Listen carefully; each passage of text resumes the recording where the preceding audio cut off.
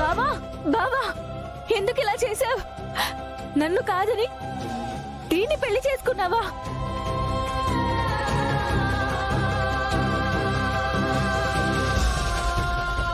నేనేమైపోవాలి బావా? నువ్వు లేకుండా నేను ఎలా బ్రతకాలి? హే, ఎవరితో మాట్లాడుతున్నావే నువ్వు? ఆయన నా భర్త. ఏ హక్కుతో వచ్చావు నువ్వు ఇక్కడికి? అక్క బావా నా ప్రాణం. ఈ ప్రాణం మీద నాకే హక్కుంది. బావా, విడాకుల పత్రాల మీద సంతకాలు పెట్టావు కదా, ఇప్పుడు మళ్ళీ ఈ డ్రామా ఏంటి? బావా బావా నేను తప్పు చేశాను, కానీ నువ్వు నన్ను వదిలేకు. వదులుతావా ఆయన్ని? లేదు బావా, నావాడు, నాకే సొంతం. బావా నీకు సిగ్గులేదా? ప్రేమకి సిగ్గుండదు. నాకు బావ కావాలి. బావా చాలు భూమి, ఇంకాపు నీ డ్రామాలు. బావా ఒక్క మాట నువ్వు చెప్పు. ఏం చేస్తున్నావు భూమి? మీ అన్నయ్య లేకుండా నేను బ్రతకడం వేస్ట్ చెర్రీ. ఎట్టి పరిస్థితుల్లో భూమికి ఇవన్నీ తెలియకూడదు. చెప్తే నా మీద ఉంటే అనే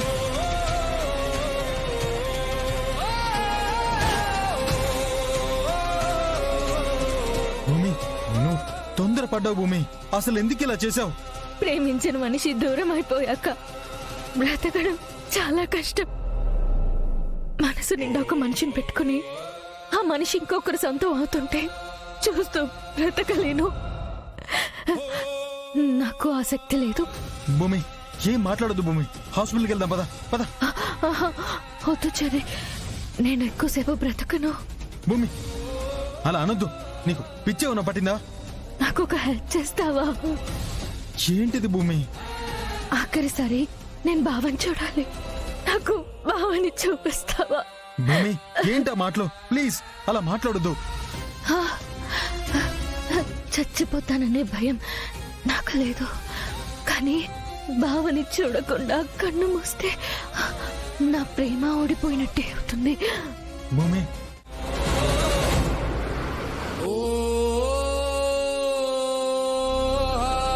ఆ ఒక్క తప్పు వల్ల ఇన్నేళ్లుగా బాధపడుతూనే ఉన్నాను సరదా. నేను చేసిన తప్పుని సరిదిద్దుకునే అవకాశం ఇవ్వు. నాకు మళ్ళీ నీతో బతకాలనుంది సరదా.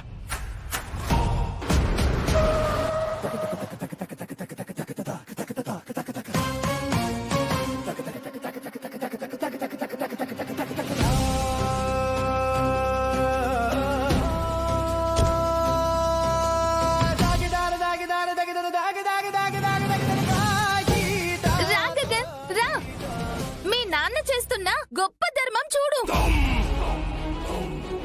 ఎన్ని సంవత్సరాలు నాతో కాపురం చేసి నాతో పిల్లల్ని కని ఇప్పుడు నాకు శారద కావాలి, నేను ఆవిడతోనే ఉంటాను అంటున్నాడు. అది చాలదు అన్నట్టు ఇద్దరికి సమన్యాయం చేస్తాను అంటున్నాడు. ఇది సంసారం అనుకుంటున్నాడా? జీవితాలతో ఆటలాడుతున్నాడా? ఈయనకి సిగ్గు లేదు.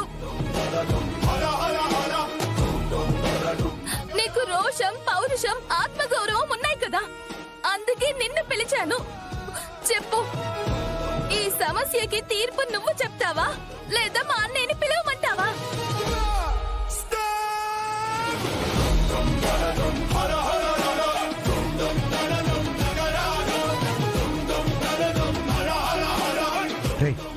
ఒకసారి నా మాట వినరా.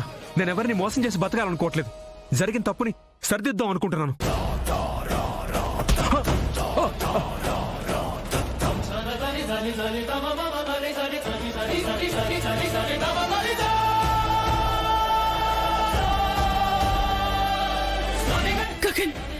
ఏంటమ్మా ఇది? అక్కడ కన్యాదానం కోసం కన్న తండ్రి కావాలంటే తీసుకొస్తానని వచ్చావు. నేను వద్దన్నా కానీ నువ్వు వినలేదు.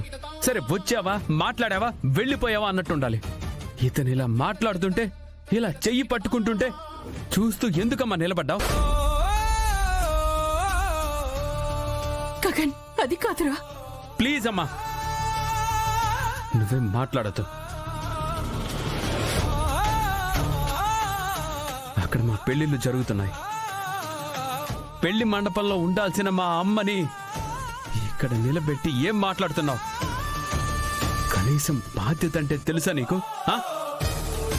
గగన్, నాకు నా కుటుంబం కావాలి, నా భార్య పిల్లలు కావాలి. ఇన్నేళ్ళు నేను కోల్పోయిన జీవితం నాకు తిరిగి కావాలరా. ఇప్పుడు గుర్తొచ్చామా మేము? పాలు తాగే వయసులో ఉన్న నా చెల్లిని అసలు తండ్రివేనా నువ్వు? ఆ? మాకు నువ్వు అవసరం లేదని తెలిసాక దూరంగా ఉండాలి. అది నిజమైన ప్రేమ. మళ్ళీ మా జీవితాల్లోకి రావాలని చూస్తే అస్సలు ఊరుకోను, చంపేస్తా. గగన్, ఏం మాట్లాడుతున్నావు నువ్వు? నీకు మీ అమ్మ కావాలంటే తీసుకెళ్ళిపో, కానీ మా ఆయన గురించి ఒక్క మాట తేడాగా మాట్లాడినా నేను అస్సలు ఒప్పుకోను. ఎవరిని ఏం చేస్తావో నేను చూస్తాను.